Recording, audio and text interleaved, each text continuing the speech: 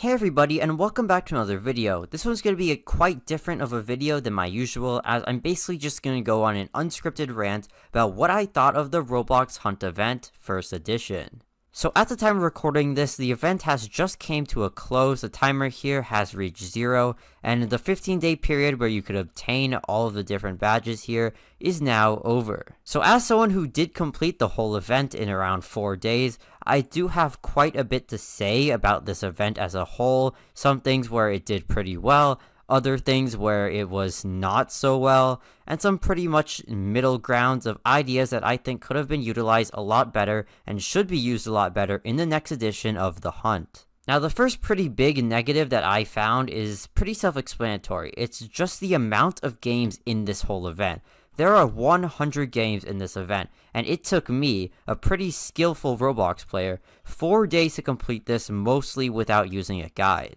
Now, for an average player who's just gonna log on Roblox to try to play this event, it's gonna take them a long time to complete it, and it's gonna be pretty difficult for them. So I'm not sure why there were so many games in the event to begin with, but all of them made it just really difficult for the average player to complete. And part of the issue with that also is that the Hunt event here, it uses this pretty cool badge system, which we will talk about later, but the badge system is kind of negated by the fact that you have to beat 95 games to get all of the things, which is basically like saying, hey, beat all the games except for 5. And so 5 games isn't really going to make too big of a difference for a casual player in terms of can they complete the event or not.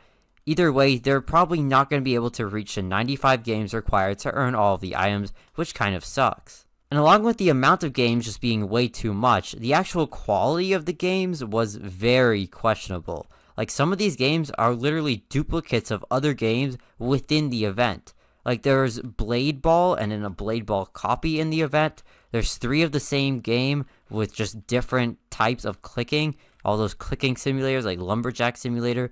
Basically the same exact game as another game in the event, but just retextured. It just makes the whole experience not very fun because you have to go through all these games which are just low effort games in general and just made to get your money, which just really sucks to go through as a legit free-to-play player. And alongside just the quality of the games in general, the actual quests in some of these games were absolutely abysmal. Like, some of them were just so boring, it literally involved playing the game. Like, there was nothing special about it, it was just play the game. Others had no indication, like Fruit Battleground, so you had to look up a guide to see what to do. And others took hours to complete just because they were so difficult or so advanced that it was really hard for a casual player or even me to complete it.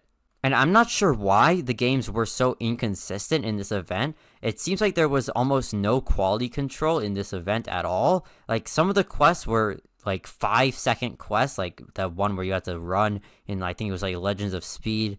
But then other quests were literally hours long. And I just don't understand what the point of having all of these different games is if you're going to have some quests be so long that you have to avoid them. Because what all of this does is it turns the event from I want to go and play the games to have fun doing the quest to I want to play the games so that I can get the items in the quest.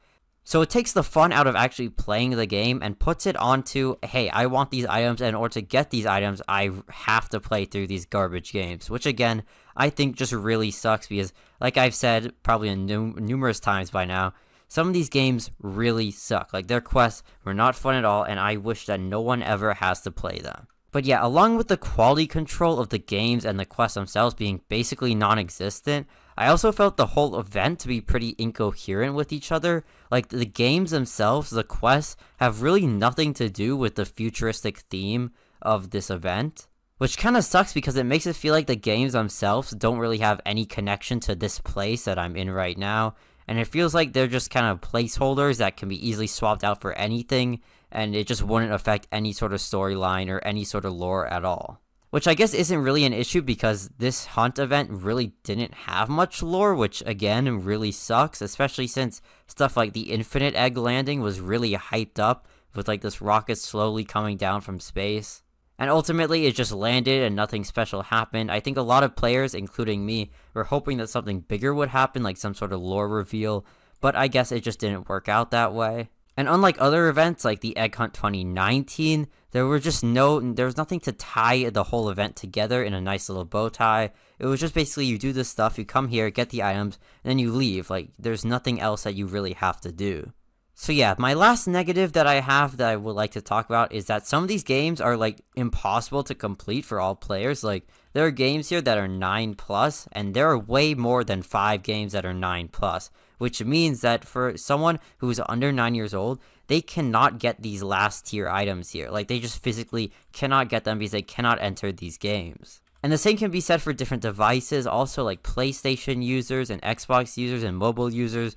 There are some games that just do not have support for those platforms, and it makes it impossible for you to get the best rewards because you can't complete all of the games. And again, heading back to the badge system, if they made it so that you didn't need 95 badges, it would make the whole event so much better, and honestly, I think that was their biggest blunder here, but I'll get to talking more about that a little bit later. Anyways, one good thing that I did really like about this event was all of the PR and hype that Roblox did building up to it. Like all of the reveal teasers and trailers were just really awesome, like the hidden egg and the spinning logo.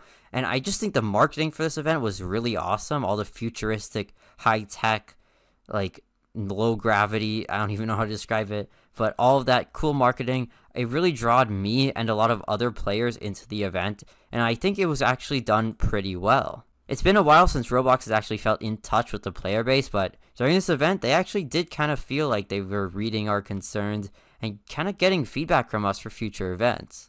And then yeah, the last thing that I really enjoyed about this event was the badge system here and the gold pass system, because the gold pass system, while some may call it like a cash grab by Roblox, I think it's actually a really genius move, as the items here are just slightly different versions of the items that you can get for free, and you have to just buy a little Robux fee to unlock them, but you don't unlock them instantly, so you actually still have to work for them. I just overall think it's a pretty great system that I want to see come back. Along with those items, I know there were also the limited edition items which appeared on the side of the screen every day, and those were a lot of fun, especially the limited ones, because it was nice to see some more Roblox limiteds. But one thing that I do have to say about those is that I do wish that there were more cheaper ones. Like, I understand why some of them have to be expensive, but I would like to see some like 50 or 100 Robux items come up in the next event. Anyways, back to the badge system, I think it's a really ingenious way to have it so that you don't have to complete 100% of the event to get all of the rewards. But again, I do think it was heavily flawed because of how many badges you needed and how many games there were in the event.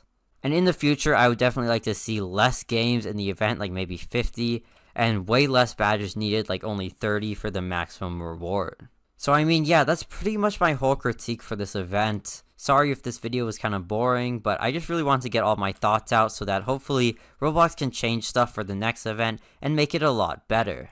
I do think there's a lot of potential with what they have here, and I am very glad that they did do the hunt because it's really nice to see real events return to Roblox. So I just hope that they use this as a learning experience and in the future can make more enjoyable events for us. So yeah, anyways, that's gonna be it for me.